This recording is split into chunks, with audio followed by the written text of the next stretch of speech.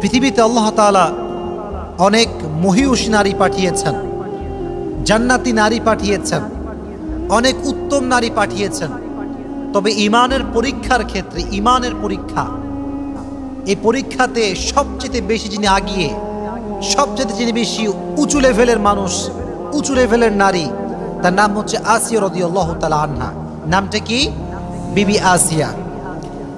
ইনি এমন একজন নারী ছিলেন, নবী করিম সাল্লাল্লাহু আলাইহি ওয়াসাল্লাম একবার মাটিতে রেখা টানলেন, রেখা, 4টা রেখা।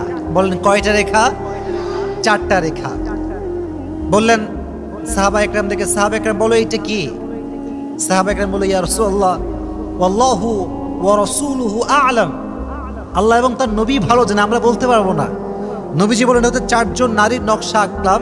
এক হচ্ছে খাদিজাতুল কুবরা রাদিয়াল্লাহু তাআলা আনহা, 2 নম্বর হচ্ছে আম্মা জান আয়েশা রাদিয়াল্লাহু তাআলা আনহা, 3 নম্বর হচ্ছে ফাতিমা রাদিয়াল্লাহু তাআলা আনহা, 4 নম্বর হচ্ছে আসিয়া রাদিয়াল্লাহু তাআলা আনহা।